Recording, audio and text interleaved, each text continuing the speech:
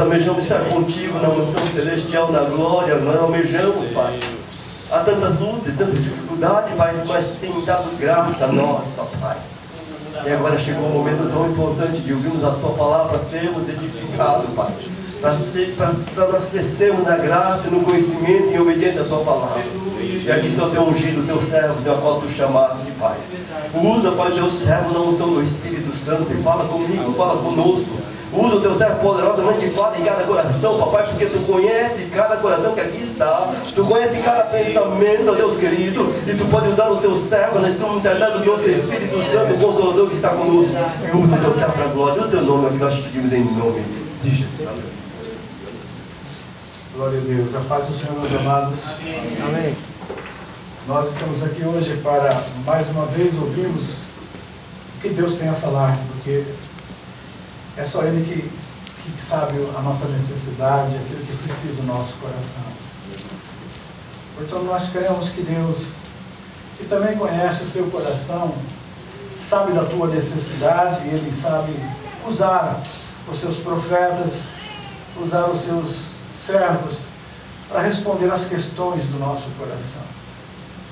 Uma das questões mais importantes e que muita gente tem falado pouco ultimamente é sobre o arrebatamento da igreja. Nós queremos hoje falar um pouco sobre o próximo acontecimento das profecias no programa profético de Deus. Nós queremos falar sobre o próximo acontecimento do evento profético de Deus, a palavra dele. E por isso eu quero convidar você a abrir comigo a palavra de Deus. E nós vamos ler em João capítulo 5. Evangelho de João capítulo 5, versículos 28 e 29. Nós falamos no domingo passado sobre que nós somos eternos, a vida eterna começa agora. Assim que aceitamos Jesus, nós passamos a ser eternos e nem a morte física consegue tirar isso de nós. Agora, está para ter um evento mundial agora, e não sabemos o dia nem a hora, mas sabemos que é o próximo evento profético de Deus. E vamos então falar um pouco sobre isso. 28. Não vos maravilheis disto, porque vem a hora em que todos os que se acham nos túmulos ouvirão sua voz e sairão. E os que tiverem feito o bem para a ressurreição da vida, e os que tiverem feito e praticado o mal para a ressurreição do juízo. Amém. Pode sentar, amados.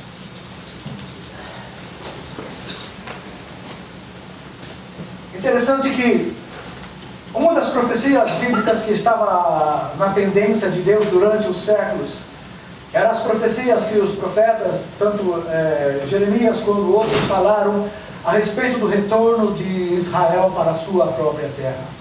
Por quase 2000 anos os judeus foram expulsos de sua terra, o Império Romano destruiu toda a estrutura da cidade e também do país de Israel. E cumprindo-se a profecia também, que Deus já tinha avisado que isso iria acontecer, que não iria ficar pedra sobre pedra que não fosse derribada, o próprio Jesus falou. E o Império Romano então cumpriu esse propósito, essa profecia de Deus. E Israel foi destruído, Jerusalém também, o templo também.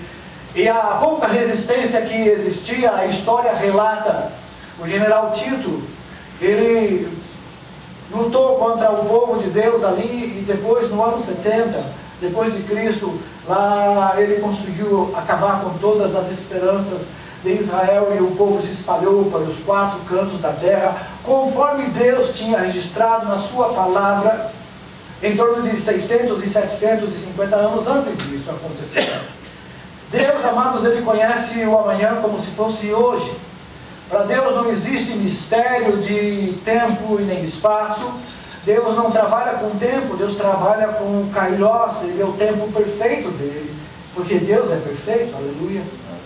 Então nós vemos que Israel tinha que ser reunido de volta ao lugar. A profecia de Ezequiel 37 estava ali esperando o tempo de cumprimento que se refere a Israel. E quando começou a voltar o povo para a terra prometida com muita dificuldade, com muita batalha e muita morte e muita luta, os próprios países cristãos da época, como a Inglaterra e outros países, Estados Unidos, não ajudaram Israel como deveria ajudar. Israel teve que depender, inclusive, da época de um país da União Soviética, Tchecoslováquia, para poder comprar armas para se defender de uma forma precária. Mas nós vimos que com tudo isso, Deus, aleluia, para cumprir a sua palavra, deu estratégias e sabedoria para Israel se defender de todo o exército árabe que se reunia em volta dele. Era 12 árabes contra um soldado judeu, e Deus entregou eles nas mãos de Israel, como sempre fez. E no dia 14 de maio de 1948, portanto, é da nossa era agora. Dia 14 de maio de 1948, se cumpriu a profecia de Ezequiel e também dos profetas que diziam que Deus os chamaria, do mesmo jeito que Deus espalhou o seu povo pelos 4 ventos da terra, Deus também nos últimos dias recolheria e chamaria o seu povo para que estivesse de volta na sua terra. E disse: por acaso pode nascer a nação em um dia? E o profeta disse: o Senhor sabe? Ele disse: sim, sei, e vai nascer, porque num dia, amados, Israel se tornou uma nação. E foi dia 14 de maio de 1948, registrado na história, essa profecia da palavra de Deus cumprida. E Jesus disse quando estava aqui: não passará essa geração sem que tudo isso aconteça. Já passou mais de 60 anos que Israel se estabeleceu. E agora nós vemos que as coisas estão acontecendo muito rápido no mundo. Aquilo que nós pensávamos que era impossível, aquilo que nós imaginávamos que isso não iria acontecer, está acontecendo agora. As nações todas sendo preparadas. A União Europeia, que é de lá que vai sair o anticristo, está se organizando e dependendo agora de uma solução para um problema insolúvel, que é o desemprego em massa, a falência das nações, o euro quase que sem mais saída para ele se levantar, e as coisas acontecendo tão rápido, e nós sabemos que o anticristo está sendo preparado, porque ele vai dar a solução para o problema, tanto o problema social, quanto o problema financeiro do mundo. E nós sabemos que o anticristo é aquele cavaleiro dos 4 cavalos de Apocalipse, que vem num cavalo branco, com a coroa na cabeça, e vem para reinar e vai vencendo. E vai vencer tudo que se opor a ele, não adiantar se levantar. E a igreja mesmo, ela vai estar sendo preparada para que antes que isso aconteça, Deus possa levar o seu povo daqui. Porque a grande tribulação chama-se a ira de Deus sobre o mundo. E nós cremos, alguns creem que a igreja vai passar pela grande tribulação, outros creem que vai ficar até o meio da grande tribulação, mas outros creem que a igreja vai ser livre da grande tribulação. Da nossa parte, eu creio dessa forma, e se alguém crê diferente, também não vou dizer que você é um herege, porque a Bíblia dá uma certa dúvida com relação a isso, mas não tem problema. Eu creio que se eu sou e você é a noiva de Cristo, eu não preciso apanhar antes de casar. Não é verdade?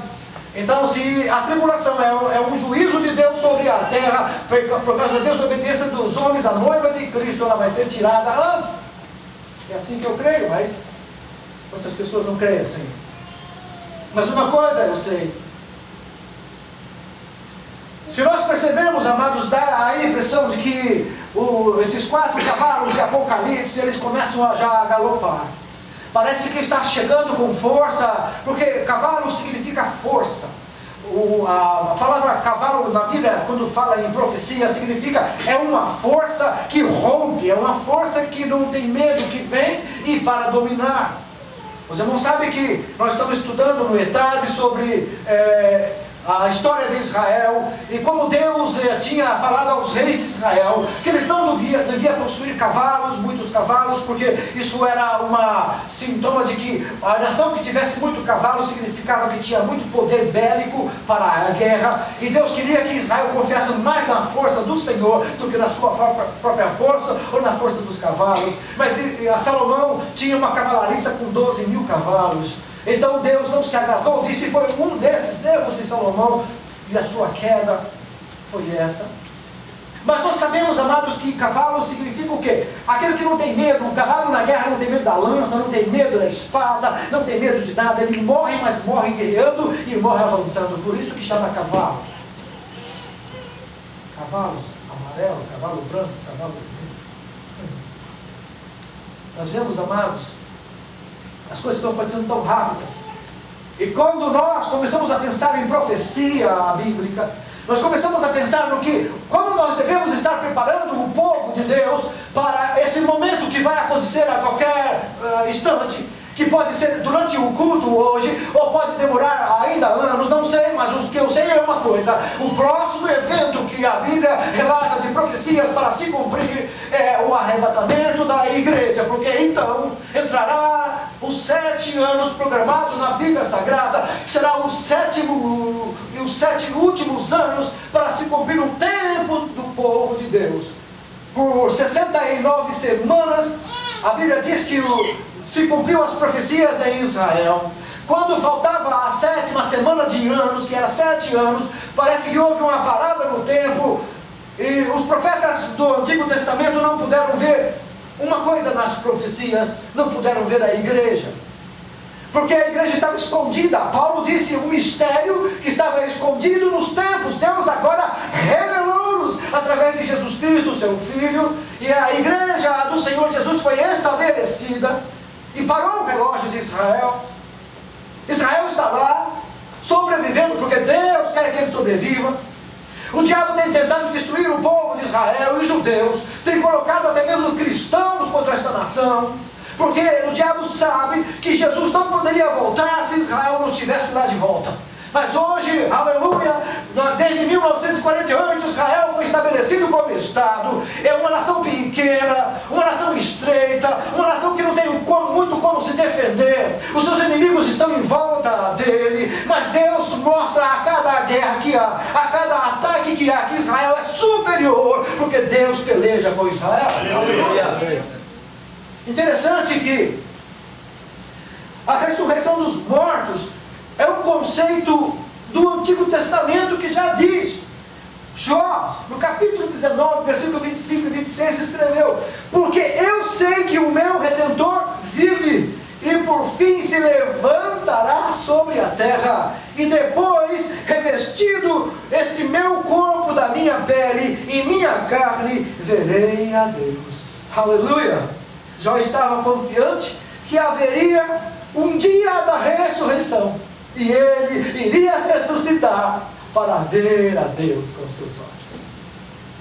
É interessante que ele sabia disso, e viria um Redentor nos últimos dias. Jesus já veio, vai fazer quase 2000 anos já que ele veio, cumpriu as profecias acerca dele,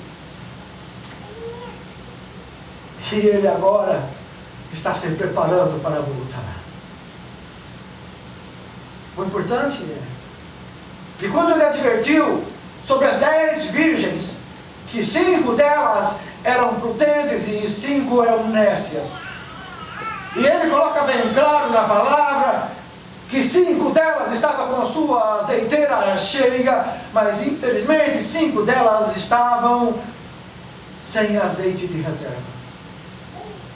Isso nos mostra um cenário triste para muitos crentes, que vão ficar quando Jesus voltar para buscar a sua igreja, porque as características das 10 virgens eram iguais. Eram virgens, tinham lâmpadas, esperavam um noivo. Somente crente em Jesus faz isso.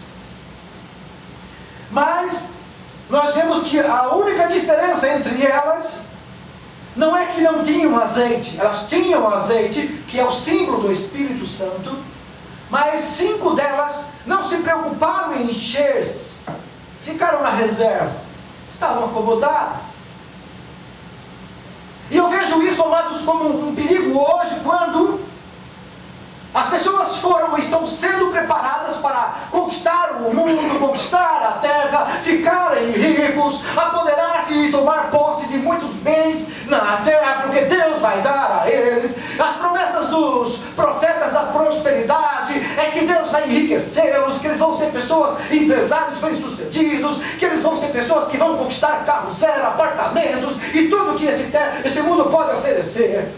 E nós estamos vendo que as pessoas estão tão preocupadas com as coisas desta terra e as conquistas, que estão esquecendo das coisas celestiais, não estão mais nem querendo que Jesus volte agora, para poderem gozar dos benefícios que o dinheiro, a riqueza, o poder está dando a eles.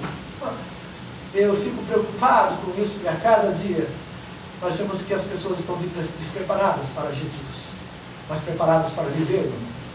E quando Jesus voltar, essas pessoas vão querer correr atrás de mais azeite, correr atrás de mais óleo, correr atrás de mais poder, porque hoje em dia se confunde muito poder com emoção, poder com reteté, com pular muito, e falar, e profetizar muito, e isso é confundido com o poder de Deus. O poder de Deus está na palavra de Deus. A Bíblia diz, a palavra de Deus é poder de Deus para todo aquele que crê. E a verdadeira manifestação da espiritualidade do crente não está nos dons espirituais que ele tem, mas sim como ele é cheio do Espírito, como os frutos do Espírito se manifestam na vida dele. É isso que demonstra um crente cheio do Espírito Santo. E os dons são ferramentas importantes que devem ser usadas pela igreja para a edificação do corpo de Cristo. Dom de profecia, dom de revelação, dom de visão, dom de cura, de poder, manifestem-se na igreja, mas para edificação, mas para demonstrar que temos uma comunhão íntima com Deus. É o fruto do Espírito na nossa vida que vai demonstrar isso, é ser cheio do Espírito, isso é se encher a cada dia. E nós estamos vendo que a preocupação de muitos crentes hoje está deixando eles vazios. Alguns buscam e ouvem tanto zum, zum, zum, e tanto comichão de doutrina nos ouvidos, que eles estão confusos. Quem está com a verdade? Quem está falando o que é verdadeiro? Vão para igrejas em muitos lugares, as pregações são pregações motivacionais, de autoajuda, de promessas, e eles saem com o ego massageado, com o ego cheio, dizendo eu sou importante, eu sou muito, eu sou, e ao mesmo tempo não estão percebendo que isso é algo contrário à palavra de Deus, que Jesus disse que quem quiser ser meu discípulo tem que fazer o seguinte: negue-se a si mesmo, tome cada dia a sua cruz e siga-me. Dizem, você tem que juntar dinheiro, tem que ser rico, porque Deus vai te abençoar e vai te dar muita coisa e você vai prosperar, e a pessoa sai feliz. E Jesus disse, não ajunteis para vós tesouros na terra, onde o ladrão rouba, a traça rói e o ferrugem come. Ajunte para vós tesouros nos céus. Aleluia! Isso é o verdadeiro evangelho. Quer saber outra coisa? O evangelho pregado por Jesus diz: arrependei-vos, porque é chegado a vós o reino dos céus. Paulo disse: quem roubava não roube mais, quem mentia não minta mais, quem adulterava não adultere mais, porque agora vocês morreram para o mundo, para o pecado, e a vida de vocês está escondida em Cristo. Não é mais a sua vida, é a vida de Cristo em você. Aleluia! Aleluia! Glória a Deus! O profeta Isaías, que é um profeta messiânico, ele fala no capítulo 26, do 19, versículo, diz: os vossos mortos e também o meu cadáver viverão e ressuscitarão. Despertai e exultai, os que habitais no pó, porque o teu orvalho, ó Deus, será como o orvalho da vida, e a terra dará a luz aos seus mortos. Os que agora morrem em Cristo, amados, estão sendo agora, aleluia, como que preparados para esse momento da ressurreição. Nós, os vivos, estamos sendo preparados para a transformação. Como Paulo diz, no momento, no piscar de olhos, os mortos em Cristo ressuscitam primeiro. Nós, os que somos vivos, somos transformados e juntos estaremos encontrando Jesus nos ares. Aleluia. E para sempre ficaremos com Ele. Aleluia. Aleluia. E essa esperança que tem que brotar em mim a cada dia, essa esperança que tem que brotar no crente. Verdade. Qual é a nossa esperança? É Jesus ou é a conquista da terra? Qual é a nossa esperança, amados? O que tem gasto os seus hormônios, os seus neurônios, o que você tem usado para pensar em que nessa terra? Conquistas? Deus pode abençoar você e me abençoa a mim. Nós podemos dizer que somos prósperos em Jesus, não temos falta de nada, o Senhor nos dá tudo o que precisamos, o Senhor tem nos dado a bênção da vida, da saúde. Oh, louvado seja Deus, isso é prosperidade. Agora, pastor, prosperidade, se eu pudesse ter 1 milhão de ienes na conta, isso seria próspero. Ok, e se Jesus vier buscar a igreja agora, para que serve 1 milhão de ienes? Em Colossenses 3, o que Paulo falou? Se vocês já ressuscitaram com Cristo, vocês estão mortos e ressuscitaram com Cristo, então não olhem para as coisas da terra mais, são passageiras, são efêmeras, olhem para os céus, que são eternas. Onde nós estamos olhando, amados? Para onde nós somos levados? Eu postei inclusive no Facebook uma reflexão a respeito disso.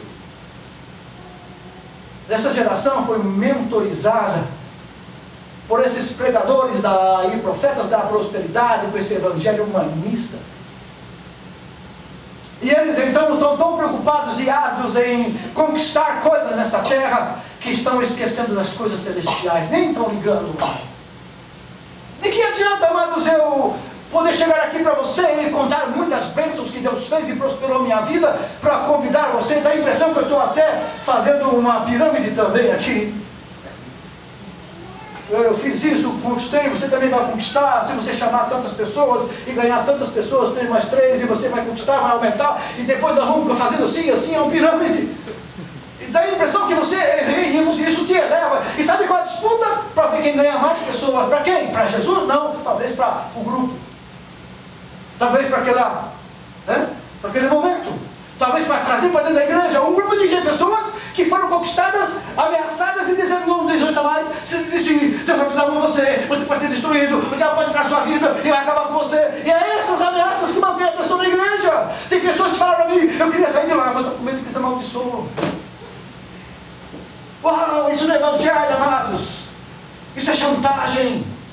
Evangelho de Cristo traz liberdade. Evangelho verdadeiro traz paz no coração. Evangelho verdadeiro tira o medo, aleluia. O líder que prega o verdadeiro evangelho não tem medo de perder crente, porque o crente que é verdadeiro, ele quer o alimento sólido da palavra de Deus. Ele não foge, aleluia, porque a palavra de Deus é poder de Deus. Aleluia. E a gente prega a palavra. Aleluia. Louvado seja Deus por isso. Daniel, no capítulo 12, versículo 2, ele falou: muitos que estão no pó da terra ressuscitarão. Uns vão ressuscitar para a vida, outros para a morte, para a condenação. Ele está dizendo que tem 2 ressurreições. Porque a Bíblia diz que nessa primeira ressurreição, quando Paulo fala em 1 Tessalonicenses, ele fala que essa ressurreição, Paulo também fala em 1 Coríntios 15, o corpo que é mortal tem que se revestir de imortalidade. O que é corruptível tem que se revestir de incorruptibilidade. E aí então estaremos para sempre com o Senhor. Essa é a promessa. Essa é a verdade da palavra. É isso que eu tenho que aguardar com ansiedade. É isso que eu tenho que desejar a cada dia. É isso que eu tenho que também pensar, que vocês devem estar em casa pensando e estão preocupados muitas vezes com o salário, preocupados com o dia de amanhã, se a fábrica tem emprego ou não. Olha, eu vou dizer uma coisa para você: o fiel é o Senhor e a sua palavra. Aquele que medita na palavra do Senhor de dia e de noite, a Bíblia diz que será como uma árvore plantada junto a ribeiros de de água, que dá o seu fruto na estação própria, que as suas folhas não caem, e que tudo quanto fizer prosperará. Aleluia! Mas também diz que não são assim os ímpios, são como a moinha que o vento dispersa, as folhas secas. Nós temos que pensar nas coisas de cima, temos que entender que Deus cuida de nós aqui da terra, de tudo quanto precisarmos. Jesus falou em Mateus 6,33 que se a gente está preocupado com comer, beber ou vestir, a gente deve olhar para as aves dos céus, que elas não plantam, não ajuntam em celeiros, mas o Pai Celestial as alimenta. Se está preocupado com o que vai vestir, olhe para os lírios do campo, as flores, e veja bem que aqui no Japão dá para a gente admirar muitas flores, é verdade?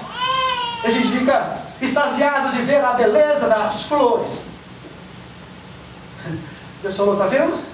Deus veste assim uma pequena erva dessa, de manhã nasce, à tarde murcha e vai para o fogo.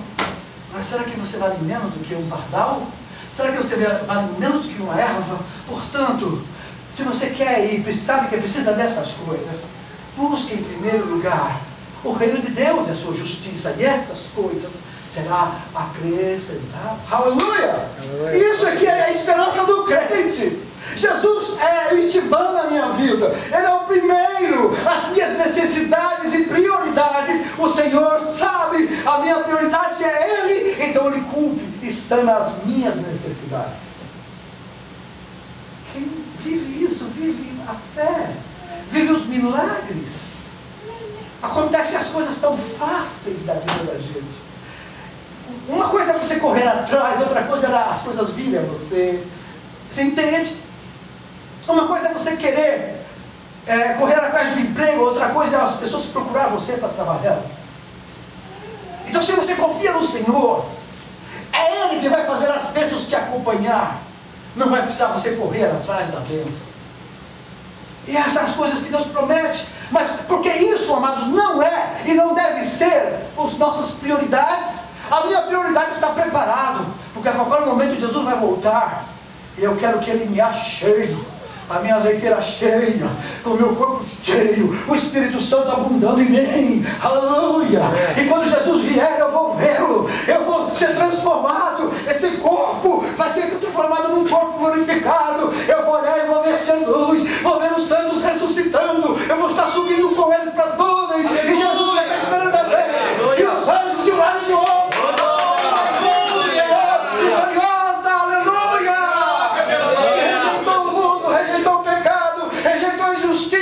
Deixou os prazeres da vida, os prazeres da carne, por causa de Jesus, e agora o galardão vem, a promessa se cumpre, nós somos arrebatados, o Senhor Jesus nos espera nas nuvens, e subiremos com Ele para as bodas.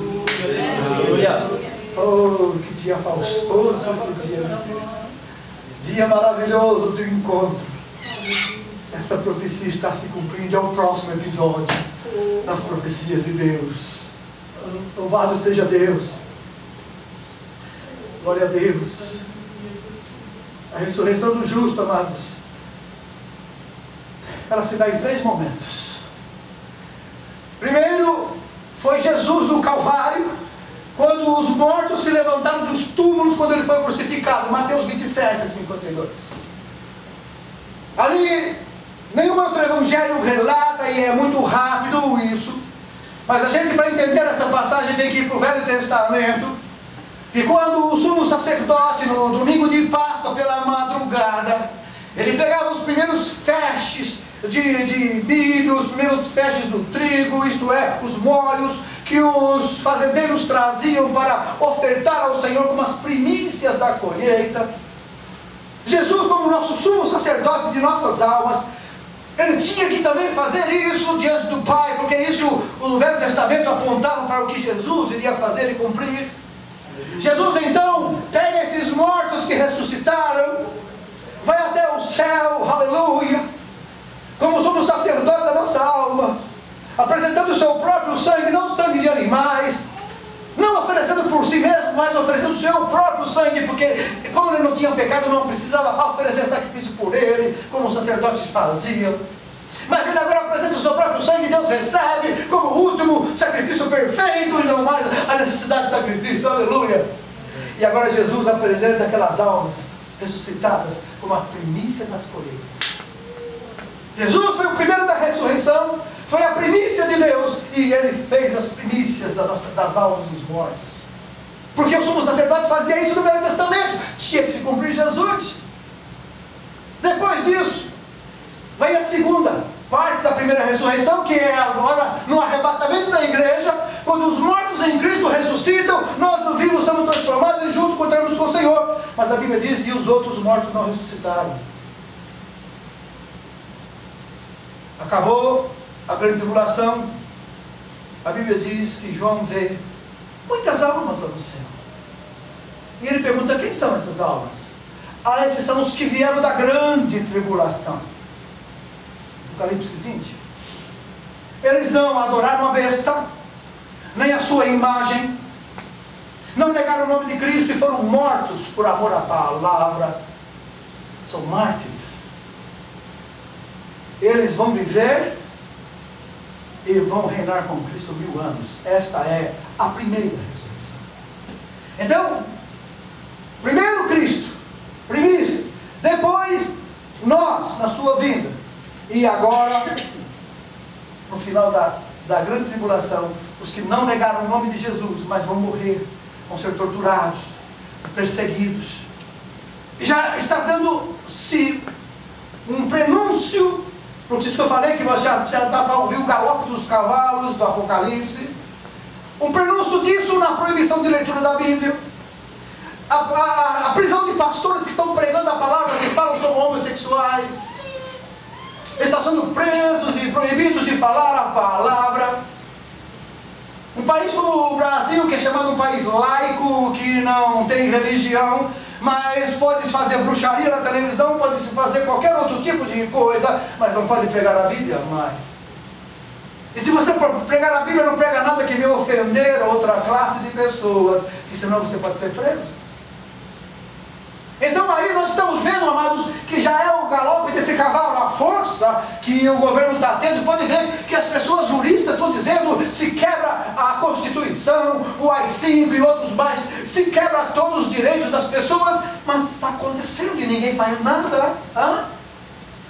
A corrupção do país que é desvendada, mostrada para o mundo inteiro, a vergonha nacional que está acontecendo no nosso país agora, e quem deles está preso? Assumindo cargos grandes do governo. E quando um pastor assumiu uma comissãozinha ali do governo que não tinha nem lembrada, agora o Brasil inteiro se levanta para derrubar esse pastor, para tirar ele de lá, porque ele não está lá, não tem que estar lá, porque ele é homofóbico, porque ele é isso e aquilo. Por quê? Esse é o cavalo, é a força do cavalo. Todos os juristas, todos os juízes decentes e honestos dizem: ninguém pode fazer nada com ele, está certo, está no direito dele. Mas o povo se levanta, e o governo também, e as pessoas também. Cuidado, irmãos, vamos acordar. Já dá para ouvir o galope dos cavalos. Jesus está vindo buscar a sua igreja antes que ele domine completamente. Interessante que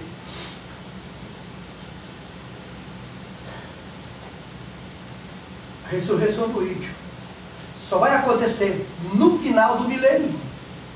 Veja que até no final da grande tribulação, que depois que a igreja for arrebatada, 7 anos depois eles vão ressuscitar os que morreram sem negar o nome de Jesus, sem marcar a besta, nem o nome dela na testa, nem na mão direita, e nem adoraram a besta, nem a sua imagem. Eles vão ressuscitar para reinar com Cristo. Isso está na palavra de Deus. Mas a Bíblia diz: mas os outros mortos não reviveram até que o milênio se acabasse. Jesus disse: eu vou preparar um lugar para vocês. E quando eu for e vos preparar um lugar, eu voltarei. Aleluia. E vos receberei para mim mesmo, para que onde eu estiver, vós estejais também. Jesus também está ansioso por esse dia. Mas por causa de muitos ainda que estão disfarçados, estão perdidos, estão enganados, estão iludidos, mas que Ele quer que venham conhecer a verdade. Jesus está esperando. Mas vai chegar um momento em que, quando o Evangelho for pregado em todo o mundo, não tem mais tempo para esperar. Interessante que a ênfase é que Jesus dá aos seus seguidores a garantia de que eles estarão juntos novamente após a morte dele. Interessante que Paulo escreve lá em 1 Coríntios sobre o mistério.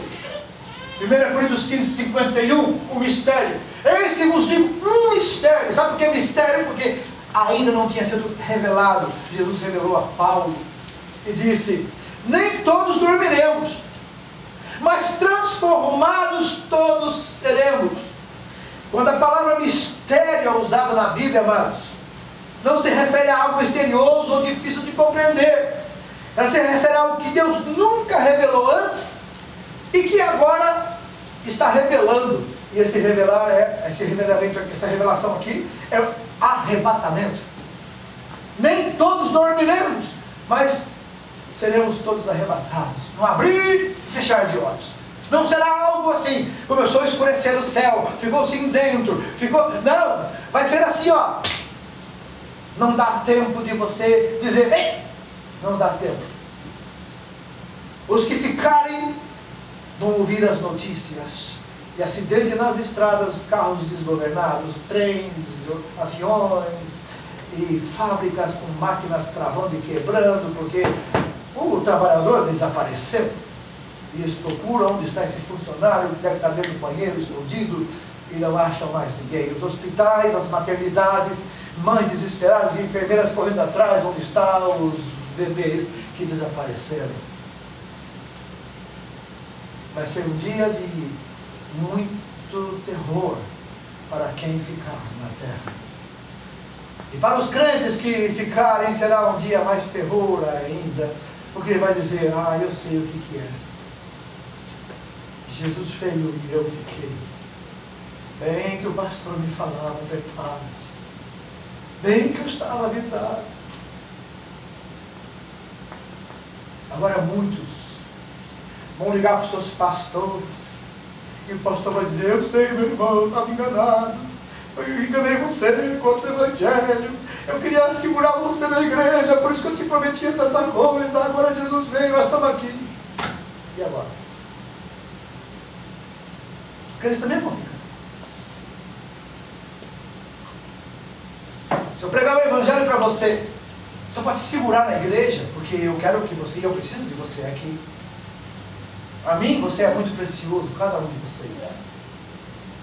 Mas mais precioso ainda é se vocês aceitem a verdadeira e poderosa palavra de Deus, pregada com sinceridade e honestidade, para que você não somente venha para a igreja para fazer parte de uma comunidade evangélica, mas que você venha para a igreja para adorar o Senhor Jesus e esperar por Ele, e a tua esperança esteja na volta de Jesus e não na conquista desse mundo. É aí que está, porque muitas vezes nos tornamos indesejados, ou até mesmo falam mal da nossa igreja por aí. Falam mal de graça, porque nós não falamos mal de igreja nenhuma, nós queremos que todos vão para o céu. Nós oramos pela igreja. Um mês que nós estamos terminando agora, um mês de jejum e oração no mês de julho, é pelas igrejas do Japão, por todos os pastores, pelo ministério da nossa igreja, por salvação de almas. Porque é isso que a igreja, é para isso que a igreja existe, amados. É para divulgar o Evangelho de Jesus Cristo, o Evangelho de arrependimento, o Evangelho de transformação de vidas, o Evangelho de mudança de vida, o Evangelho que leva você a ter compromisso com Deus e sua palavra, o Evangelho que leva você a pensar nas coisas que são de cima e não nas que são da terra. É o Evangelho que te leva a se arrepender dos seus pecados. É o Evangelho que te leva a você pensar, aleluia, nas coisas do céu. É o Evangelho que tem que fazer você ser confrontado com sua vida leviana, que você tem levado para que você se arrependa e não fique com os infiéis e sejam julgados junto com eles. É o Evangelho que tem que ser pregado para que você não fique fora das bodas do Cordeiro. Porque a Bíblia diz que as 5 virgens imprudentes arranjaram azeite, se encheram e voltaram. Deixa-nos entrar, Senhor. Quem é? Somos a noiva. Não vos conheço.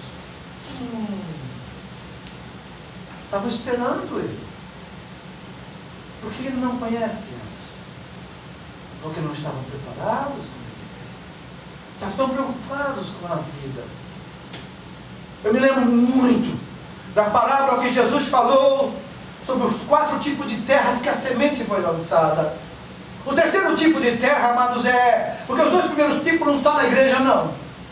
Na beira do caminho, nem deu tempo de entrar a palavra, já as aves dos céus tiraram, que é os demônios. Satanás tira a palavra antes que a pessoa se arrependa. O segundo tipo de crente, de pessoas que ouvem o evangelho, aceita com muita alegria, fica na igreja alguns dias, mas quando vem a perseguição, o problema, ele vai fora e não volta mais. Esse é o que caiu entre as pedras. A semente que caiu entre as pedras.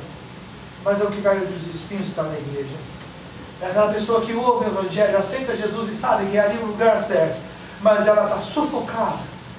Os espinhos, Jesus explicou para os discípulos, os cuidados da vida e os prazeres do mundo. Então muitas vezes nós ficamos divididos.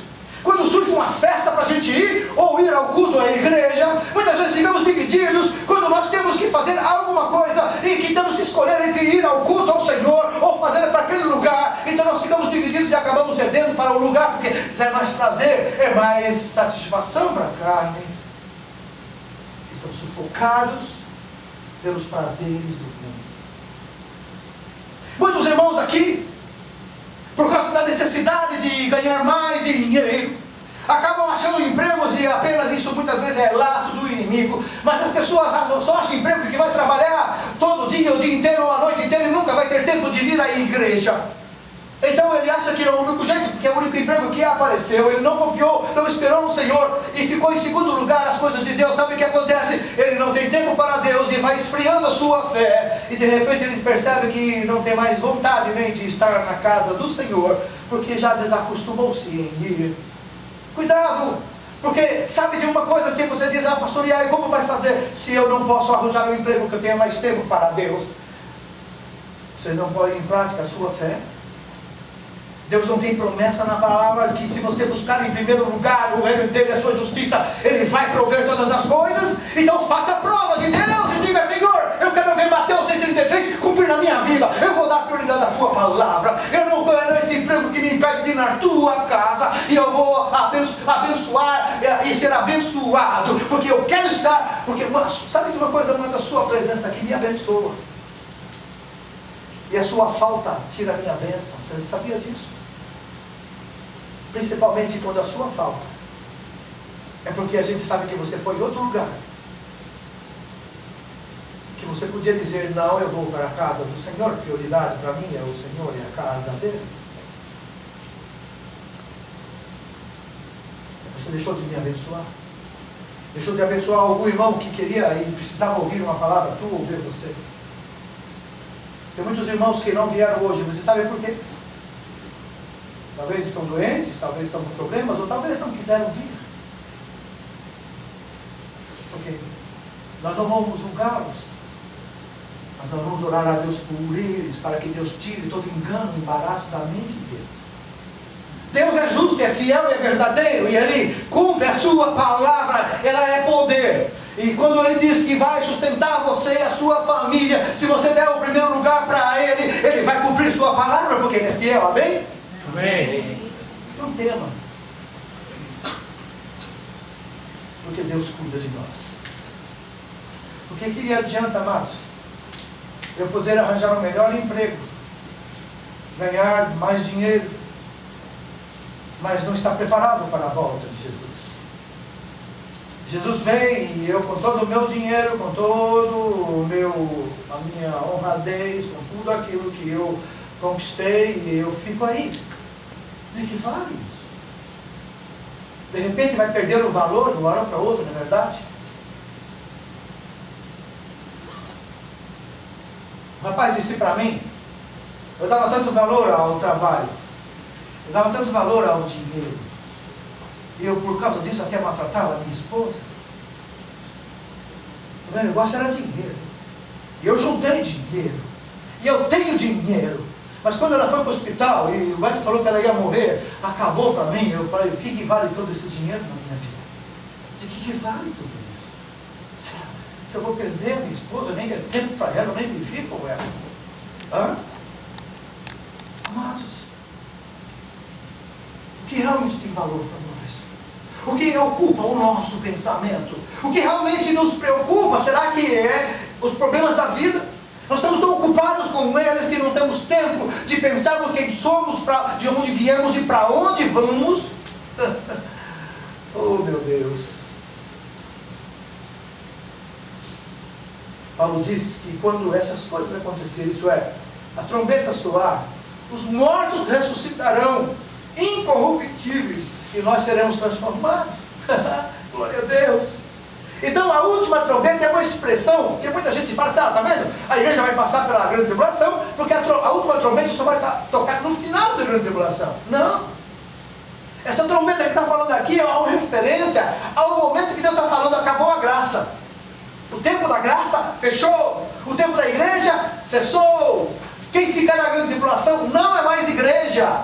Essa igreja que está sendo constituída agora, amados, que está aceitando e até elogiando o Papa e se misturando com os católicos e misturando com outras religiões, essa igreja que vai ficar, a igreja apóstata, é a igreja que Jesus já tem falado, por causa da fé que vai se esfriar, as pessoas iam se misturar, as pessoas estão sofrendo coixão de doutrina nos ouvidos, tem muitos crentes que vivem na internet procurando mensagens e ficam ouvindo as mensagens, nem sabem a procedência dessas mensagens, estão com a cabeça confusa, porque ouvem palavras diferentes, porque não conhecem a Bíblia, ficam ouvindo de um e de outro pastor, palavras que muitas vezes são heresias, e acabam se confundindo, e Jesus falou, sofreriam comichão de doutrina nos ouvidos, eles ficariam confusos, e não sabiam qual a igreja certa, qual a igreja mais certa e errada, eu estava nessa igreja, mas está acontecendo isso, eu vou para aquela igreja, e fica indo, e não sabe, amados, o Evangelho, a palavra de Deus não confunde. Se você não conhece a Bíblia ainda, não estudou, então não busque conhecimento em lugares que são perigosos. A internet tem muita coisa boa, mas tem muito lixo e tem muita coisa diabólica. Sementes malignas que serão semeadas na sua mente e você se confundirá. Se você quer ouvir alguma mensagem, escolha um pastor que pelo menos você saiba que ele é palavra de Deus. E ouça a mensagem. Confira, seja bereano, confira o que ele fala com a palavra. Não é porque ele é ungido do Senhor que não está proferindo mentira, porque Satanás também é ungido. Era aquele ungido. E Deus não se arrepende da sua unção, só que condena o ungido também. Como condenou Satanás e aqueles que seguem a ele. Aquele que vive de mentira também irá para o mesmo lugar que Satanás foi. Eu sou ungido do Senhor, mas eu tenho compromisso com Deus e sua palavra. Eu não me julgo dono de razão, nem de verdade, nem de saber. A minha razão e a minha verdade está aqui registrado. Eu prego, eu confiro, eu oro e peço, confira também. Se alguma coisa eu falar que você vê que não está de acordo, por favor me avise que eu não quero sair daqui. Ela é lâmpada para os meus pés, ela é a luz para os caminhos. Saiu daqui, muitas vezes são caminhos tortuosos, são atalhos perigosos. A respeito de um assunto interessante, a respeito da volta de Jesus, sinais dos tempos. A Bíblia, ela toda trabalha para nos advertir. Ela trabalha para nos deixar atentos ao que está acontecendo no mundo, para que saibamos como devemos estar preparados para a volta de Jesus. Então eu quero que você abra a sua Bíblia comigo em Mateus, no capítulo 24.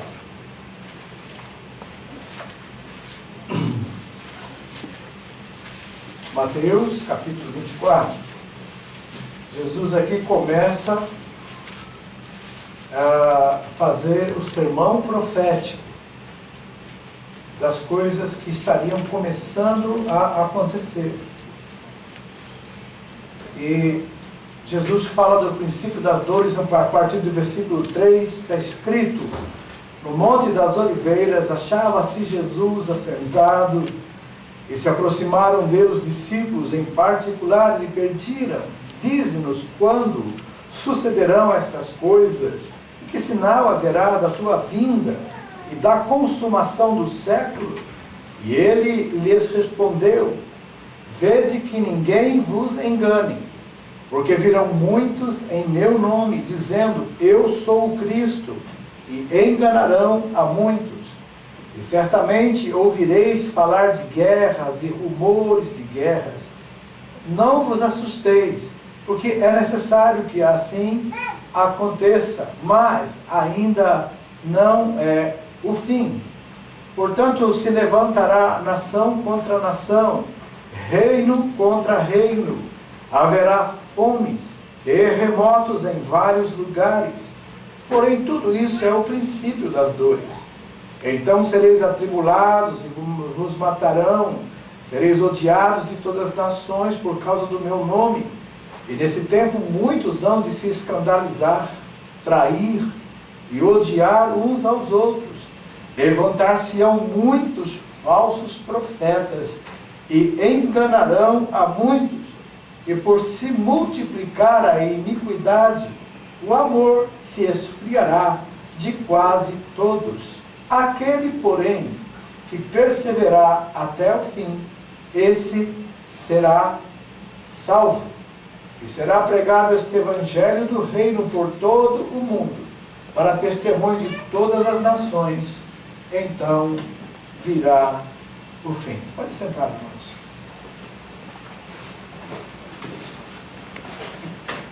Desde que Jesus veio ao mundo, Ele tem nos advertido sobre isso.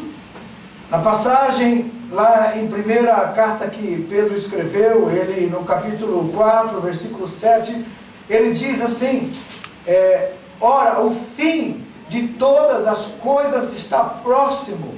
Sede, portanto, criteriosos e sóbrios, a bem das vossas orações. Acima de tudo, porém, tende intenso amor uns para com os outros, porque o amor cobre multidão de pecados. Então, a palavra de Deus, amados, em várias formas, ela nos adverte.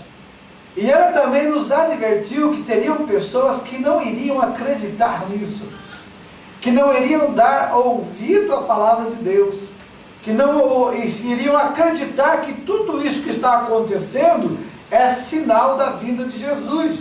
O Senhor Jesus falou que sempre houve guerras, rumores de guerras, terremotos, mas Ele disse que tudo isso é apenas o princípio das dores. Então, como sabemos que se sempre houve, e agora também sabemos que tem terremotos, como saber qual é o dia? Então, é interessante que lá o próprio Pedro escreveu aqui na segunda carta dele, no capítulo 3, versículo 3 e 4, ele escreveu assim, que haveria essas pessoas. Ele disse, advertindo também os crentes em Jesus para não desanimar, não perder o ânimo. Olha, tende em conta, antes de tudo, que nos últimos dias virão escarnecedores, com os seus escárnios. Sabe o que é escarnecedor? É uma pessoa que zomba, é uma pessoa que escarnece, ela zomba de uma forma que ela denigre, que ela diminui, que ela humilha uma verdade. Então, virão escarnecedores com os seus escárnios, andando segundo as suas próprias paixões e dizendo, onde está a promessa da sua vinda? Porque desde os que nossos pais dormiram, as coisas permanecem como desde o princípio da criação. Mas eles deliberadamente se esquecem que de longo tempo houve céus bem como terra, a qual surgiu a água através da água pela palavra de Deus. Ela que veio perecer o mundo daquele tempo afogado em água. Agora disse, os céus que agora existem e a terra, pela mesma palavra, tem sido entesourado para o fogo, estando reservados para o dia do juízo e destruição dos homens ímpios. Então, o que a Bíblia nos mostra, nos adverte, é que desde quando Jesus falou Algumas profecias dos profetas nos mostram que haveria um tempo em que esses acontecimentos iriam acontecer, se afunilarem de uma forma que iria acontecer muito seguidamente um ao outro. E Jesus comparou isso às dores da mulher que está para dar à luz. Ela sabe que a criança vai nascer exatamente quando aquelas contrações começam a acontecer, com um tempo de espaçamento menor, e vai diminuindo, e ela sabe, vai nascer, vai acontecer, e quando chega ao ponto de ficar em 4, 5 minutos, a mulher diz, é hora de ir para o hospital, e ela vai, e a criança nasce. Assim também será a vinda de Cristo. Sempre houve terremotos, sempre houve guerras, mas o que está acontecendo agora, nos nossos dias, com a multiplicação da iniquidade, com a própria religião se pervertendo, as próprias igrejas permitindo dentro delas tantas coisas mundanas, perniciosas, destruidoras da fé dos fiéis. Afora isso, do lado externo, os governos criando leis totalmente contrárias à palavra de Deus, permitindo que a iniquidade se instaure de uma forma e querendo obrigar e impor a aceitação por aqueles que não querem aceitar a condição que eles estão impondo. Há pastores nos Estados Unidos hoje presos e no Brasil por pregarem a palavra de Deus, por citarem trechos bíblicos contra a homossexualidade, contra essa vergonha que está acontecendo, essa anomalia. Isso é demônio, mas eles estão obrigando as pessoas a aceitarem, e tem crente achando que isso é normal. É por isso que Jesus falou, o amor de muitos iria esfriar, de quase todos. Então, quando nós pregamos a palavra de Deus hoje, o pregador tem que estar preparado para sofrer as consequências de falar a verdade, porque desde nós vemos na palavra de Deus registrado em Atos dos Apóstolos, os apóstolos sofreram perseguições e prisões, açoites e torturas por causa do Evangelho, mas eles não deixaram de pregar a verdade, e eles não tinham medo das autoridades. Jesus os avisou que eles seriam perseguidos e disse, não tenham medo daqueles que podem matar o corpo, mas não podem fazer nada com a alma. Temam sim aquele que, além de matar o corpo, pode lançar o corpo e a alma no inferno. A esse temeis. Então, eu não sei até quando Deus vai permitir que nós estejamos livres para pregar. Mas a verdade é, se nós escolhermos ser servos de Deus e pregadores da palavra, não podemos achar que seremos sempre vitoriosos, triunfantes, e que o mundo estará debaixo dos nossos pés, e que o diabo também estará debaixo dos nossos pés. Deus pode permitir, como tem permitido, muitos desses serem mortos. E se você quer ser um pregador da palavra, eu estou falando aqui para aqueles que estão desejando no coração serem pregadores, então pensem bem. É hora de nós fazermos o que Jesus falou. É aquele que quer construir uma torre, primeiro não sente e planeja os custos que vai ter, para que, começando a construir, não tenha dinheiro para terminar, e as pessoas digam, olha lá, começou e não pôde acabar. A construção da vida de fé de um obreiro, de uma mulher, de um homem de Deus, ela tem que ser avaliada dessa forma. A Bíblia coloca de uma forma, e Jesus colocou algo tão grande e tão forte nisso, quando nós queremos seguir. Ele diz, você quer me seguir? Quer ser meu discípulo? Se você amar mais sua mulher, seus filhos, seus bens, sua família, tudo que você tem, mais do que a mim, você não é digno de mim.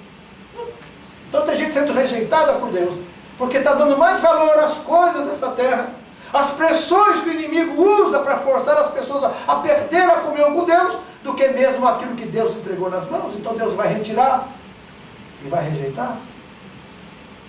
A Bíblia diz que nós temos que cuidar bem da família, porque um pregador que não cuida bem da sua família, como pode cuidar da casa de Deus? E por causa dessa desculpa, muitas pessoas abandonam até o ministério que Deus deu, porque a família obriga, porque a família pressiona, porque quer dar atenção. Na verdade, é covardia. Porque Jesus avisou que aquele que dá mais valor para a família do que para ele, então não é digno dele. Isso não quer dizer que ele mandou abandonar a família. Aquele que amar mais, que ao invés de aborrecer, aquele que não aborrecer, pai, mãe, irmãos, marido, mulher, aquele que não aborrecer, isso é, essa palavra aborrecer, melhor traduzida seria aquele que amar mais, aquele que der mais prioridade para a família, para o marido, para a mulher, para o pai, para a mãe, para os filhos, mais do que a mim, torna-se indigno de mim. Então nós precisamos tomar cuidado, porque hoje em dia está muito disso. Está acontecendo muito isso, esse espírito de engano leva as pessoas a pensar que tem que dar prioridade para casa, para a família. Lógico que tem que priorizar. Mas em primeiro lugar o quê? Em primeiro lugar, o reino de Deus e a sua justiça. Essas outras coisas, Deus acrescenta que são as coisas necessárias para você ter uma vida boa, uma vida honesta, uma vida feliz, uma vida saudável. Mas as pessoas abandonando a fé, não tem como ter uma vida saudável, uma comunhão perfeita em casa, nem na família, nem na fábrica, nem com ele mesmo. A pessoa em si, ela tem que entender que esse é o espírito que opera hoje nos filhos da desobediência. É esse espírito que opera enganando os crentes a viver e querer viver para essa terra, gozar os confortos que o mundo oferece. E a gente fica olhando, hoje eu estava ouvindo até uma pregação de um pregador, falando sobre esses shows gospel, essas coisas que estão acontecendo, nome de cantores evangélicos e cantoras sendo ovacionado, e só falam, show de fulano, foi uma glória, foi um poder. Aonde está isso na Bíblia, amados? Aonde está que o adorador faz show? O adorador adora. E adorar é em espírito e em verdade, com retidão, e a glória e a honra vai para o Senhor. É eles que estão levando a glória. É o nome deles que está sendo glorificado. As pessoas vão porque eles estão lá. As pessoas vão porque é o nome deles que está sendo divulgado. É uma mídia.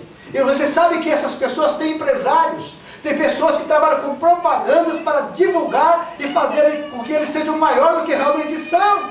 E os crentes vão como cordeirinhos atrás dessas multidões que vão ficar dançando e pulando num palco, quando a estrela e o show está ali, cheio de nuvens, cheio de fumaça, cheio de artifícios, como se fosse uma festa, um baile mundano, e dizendo que isso é adoração a Deus. Isso é um engano maligno desse século. Tem tantos nomes agora, né, na mídia, e falam, esse é o nome de Deus, esse cantor. Irmãos amados, emocionalismo nos shows de rock, onde Satanás atua, também tem. Pessoas que ficam tão excitados, ficam tão, que se jogam, pulam, e os crentes querem imitar. Jesus falou que essas coisas iriam acontecer, e essas pessoas enganariam a muitos.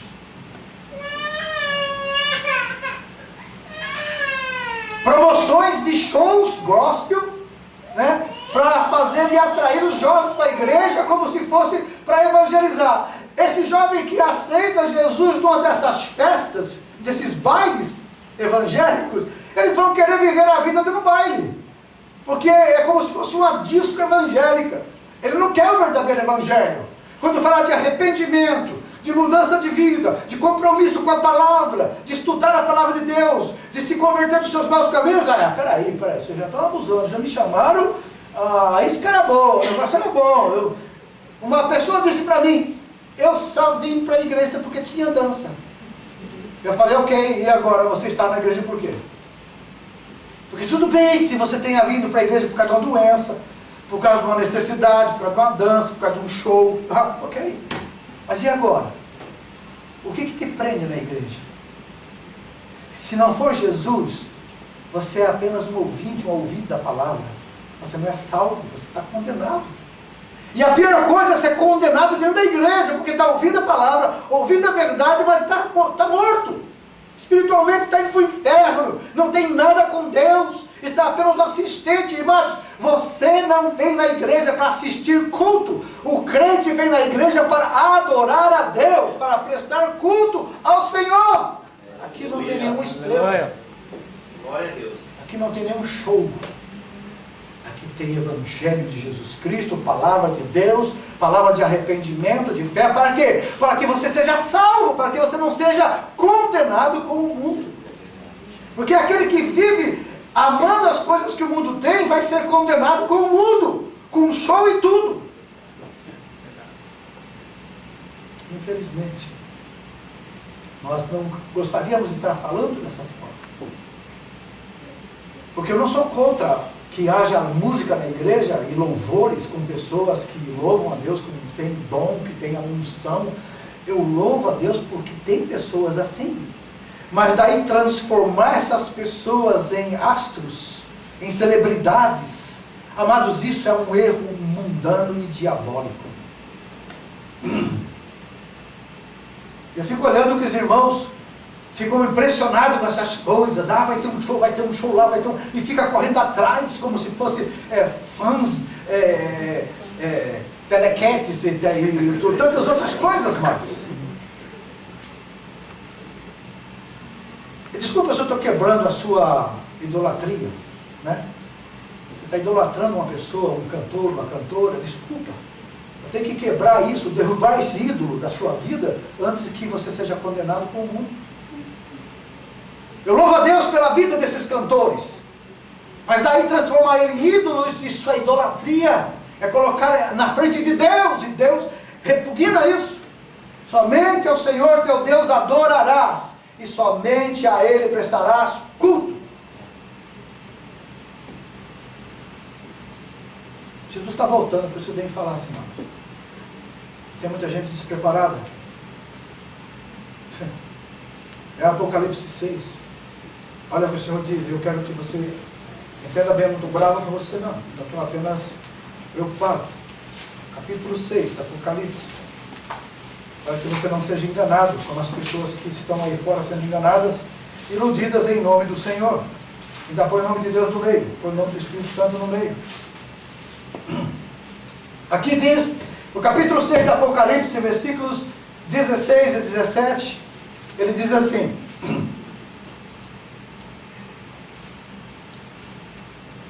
E disseram aos montes e aos rochedos: cai sobre nós, escondei-nos da face daquele que se assenta no trono da ira do Cordeiro, porque chegou o grande dia da ira deles, e quem é que pode suster-se?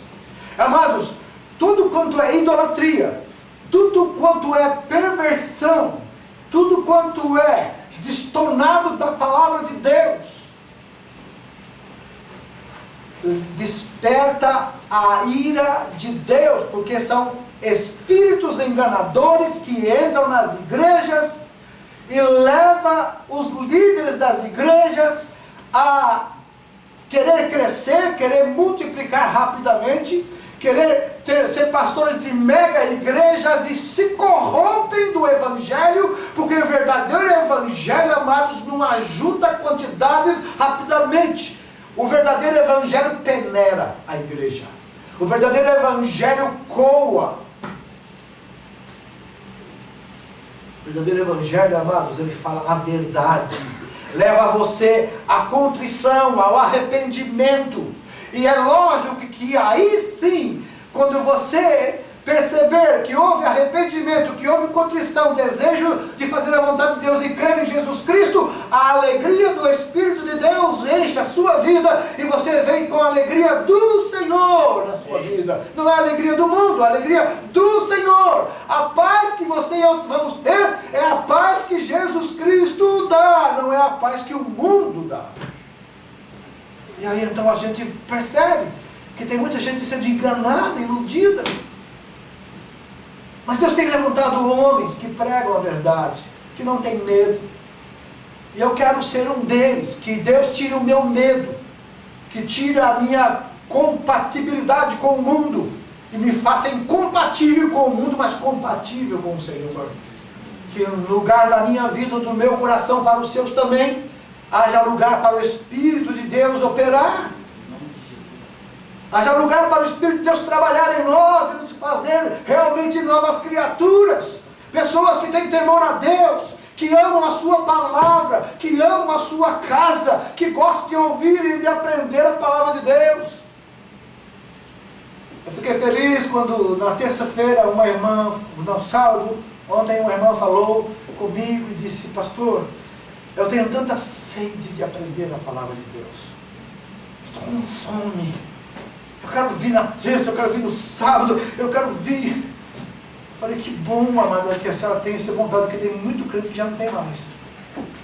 Já perdeu o apetite, está igual o velho Barzilai, quando Davi queria pegar o velho Barzilai, de mais de 80 anos, levar de volta para comer na mesa dele, assim: que mais esse teu servo poderia ter prazer em comer? Esse teu servo já não tem mais prazer em nada na vida. Está esperando a morte chegar.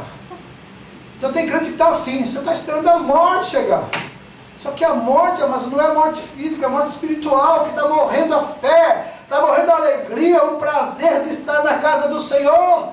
Davi disse no Salmo 122, alegrei-me quando me disseram, vamos à casa do Senhor. Mas tem crente que às vezes nem lembra que tem que ir no culto. Quando alguém pergunta, você vai no culto? Tem que ir no culto hoje. Ai, tem tanta coisa para fazer. Ficou uma aflição ir no culto. Um peso. Sabe por que isso, minha irmã, meu irmão? Porque a graça de Deus já está esvaziando na sua vida. Arrependa hoje. Peça perdão a Deus. Aí você: mas eu sou assim mesmo, então você vai morrer. A vida do crente é a palavra de Deus. O alimento da nossa alma é a palavra de Deus. Mas eu leio em casa mesmo. Lê? Verdade? Não há mais fome, minha irmã. Não há mais fome, meu irmão. Como é que você vai comer uma coisa que você não tem fome? Como é que você vai beber uma água se você não está com sede? Peça a Deus que coloque essa sede. Eu me lembro que uma vez eu li que um homem, ele estava mexendo numa construção velha para desfazer e fazer outra, e achou uma Bíblia. E essa Bíblia, quando ele achou, essa Bíblia parecia um queijo suíço, estava toda perfurada por cupins. Cupim que veio da madeira perfurou também a Bíblia toda e ela ficou. Ele abria assim a página, tudo cheio de furinho. Os cupins atravessaram. Ele olhou assim e falou: oh Deus, me dá a fome desse cupim pela tua palavra. Sabe, mas talvez se nós orarmos hoje assim, pedimos: Deus, dá a fome, Senhor, desse cupim. Eu quero comer essa palavra dia de noite, todo dia. Porque a Bíblia diz que bem-aventurado é aquele que medita na palavra do Senhor de dia e de noite. Ele será uma pessoa próspera, uma pessoa feliz, uma pessoa alegre, uma pessoa agradável, uma pessoa que ajuda os outros. Porque dá fruto na estação própria, tudo quanto faz prospera, as folhas não caem. É uma pessoa sempre alegre. Mesmo em dificuldades, a alegria está na pessoa, porque a palavra do Senhor traz alegria para nós. Revigora nossas forças. E somos sempre alegres. Mesmo durante a tristeza, mesmo durante os problemas, durante o perigo. Veja que Paulo e Silas estavam presos num tronco, com as costas retalhadas pelos chicotes, e glorificavam a Deus e oravam a Deus. E por que cantavam? Por que cantavam? Se estavam todos feridos e... se fizer isso com um cantor desse hoje, com um astro desse pregador de hoje, peguei e dar uma surra dentro, jogar na cadeia, vou ficar, vamos vingar, vamos fazer uma passeata contra isso. Capaz de convocar uma passeata para derrubar qualquer PEC aí. Ok.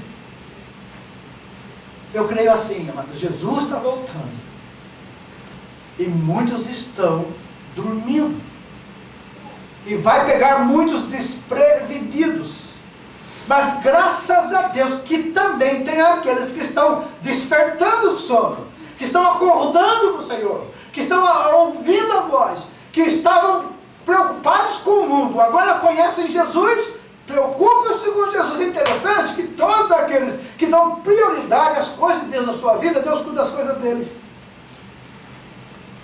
Quando a gente deixa de cuidar das nossas coisas, se preocupar demais com elas, e cuidar muito mais da casa de Deus, das coisas de Deus, na nossa vida espiritualmente, Deus vai abençoando você no trabalho, vai abençoando você nos negócios, vai abençoando você no trato com as pessoas. E aí você começa a perceber que você está mais feliz Porque deu mais tempo para o Senhor. Agora, quando você dá mais tempo para você, para as suas necessidades, você fica, como Jesus falou, uma árvore infrutífera. Você pensa que aquela parábola da semente, o problema